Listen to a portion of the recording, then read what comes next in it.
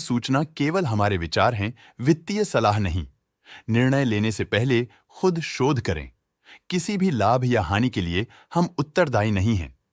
आज हम देख रहे हैं रूट मोबाइल लिमिटेड के 2025-26 Q1 की standalone financial performance. Starting with the sales, पिछले क्वार्टर से सेल्स में -12.5% का डिक्रीज हुआ है, मगर कंपनी ने पिछले साल के मुकाबले मार्जिनल सेल्स डिक्लाइन रिपोर्ट किया, around -12%। Expenses 1% quarter on quarter increase हो गए हैं, जो साल भर के -9% के डिक्लाइन के साथ अलाइन करता है। क्वार्टरली सेल्स के कंपैरिजन में एक्सपेंसेस इंक्रीज होना दिखाता है कंपनी ने एक्सपेंसेस मैनेज करने के लिए स्ट्रगल किया।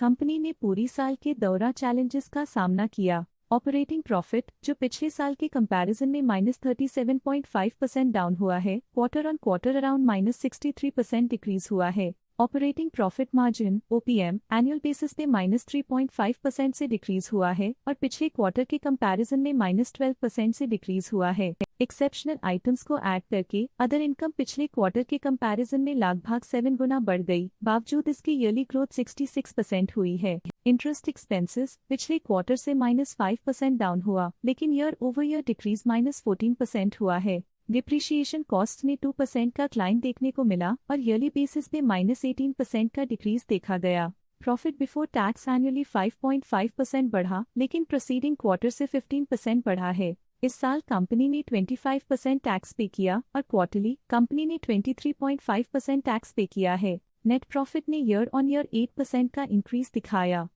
लेकिन लास्ट क्वार्टर से 18% का इंक्रीज हुआ है। इस क्वार्टर में कंपनी का परफॉर्मेंस ठीक रहा, ऑपरेशनल एफिशिएंसी में कुछ सुधार हुआ है। वहीं अगर एनुअल एनालिसिस की बात करें तो इस साल कंपनी का परफॉर्मेंस ठीक रहा। अर्निंग्स पर शेयर EPS में साल भर में 0% का इंक्रीज देखा गया, लेकिन क्वार्टरली में 18% की बढ़ोतरी भी नजर आई। इस क्वार्टर में कंपनी का EPS ठीक रहा, ऑपरेशनल एफिशिएंसी में कुछ सुधार हुआ। रूट मोबाइल लिमिटेड के फाइनेंशियल स्नैपशॉट को रिव्यू करते हुए कुछ मुख्य ट्रेंड्स सामने आए हैं जो कंपनी की परफॉर्मेंस पे रोशनी डालते हैं। जून 2022 से जून 2025 तक रूट मोबाइल लिमिटेड की फाइनेंशियल जर्नी में सबसे पहले बात करते हैं सेल्स की। इस साल सेल्स में 10.5% की वृद्धि हुई है और पिछले 4 सालों में 97.5% की वृद्धि हुई है, जो एक निरंतर अपवर्ड ट्रेंड को दर्शाता है। पिछले 3 साल से सेल्स लगातार बढ़ती जा रही है, जो मार्केट एक्सपेंशन और कंज्यूमर डिमांड में वृद्धि को दर्शाता है। अब बात करते हैं एक्सपेंसेस की। इस साल एक्सपेंसेस 9% बढ़े हैं और 4 सालों में 79% का इजाफा हुआ है।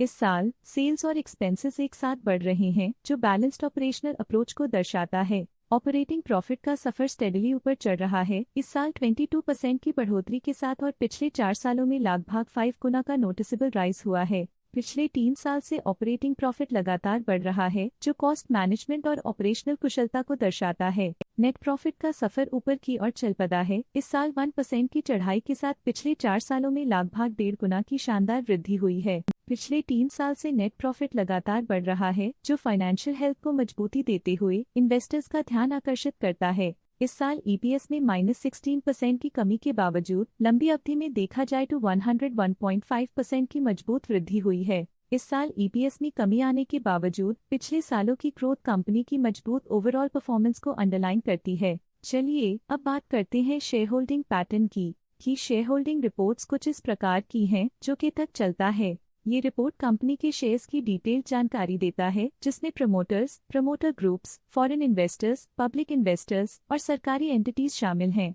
जब कंपनी के शेयर्स का अधिकतम हिस्सा प्रमोटर्स, FII, DII या गवर्नमेंट के पास होता है, तब ये माना जाता है कि कंपनी मजबूत हाथों में है, जो स्थिरता और मजबूत समर्थन को दर्शाता है और इस मार्केट की स्थिरता बनी रहती है।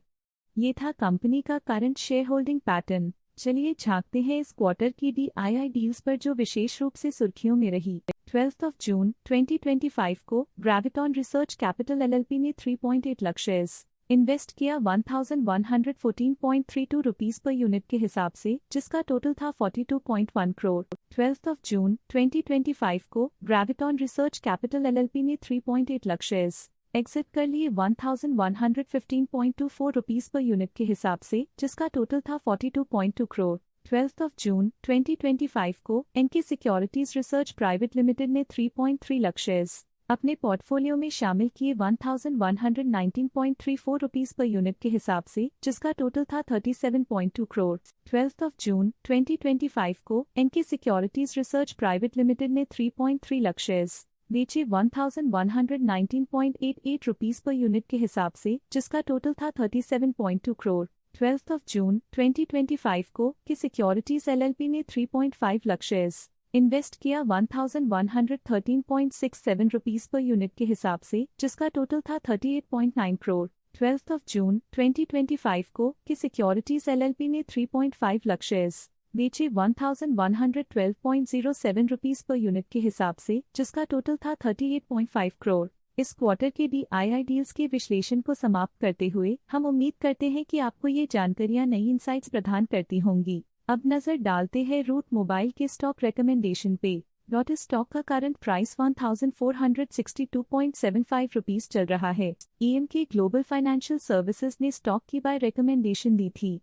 उन्होंने स्टॉक का टारगेट प्राइस 1700 का अनुमान लगाया था। रिकमेंडेशन के समय स्टॉक का प्राइस 1191.95 चल रहा था, जो करंट प्राइस से 42.5% अप है। आज के लिए फाइनेंशियल सेक्टर में इतना ही। देखने के लिए धन्यवाद। स्टॉक लेटेस्ट न्यूज अपडेट के लिए चैनल को सब्सक्राइब करें और वीडियो को लाइक एंड शेयर करें।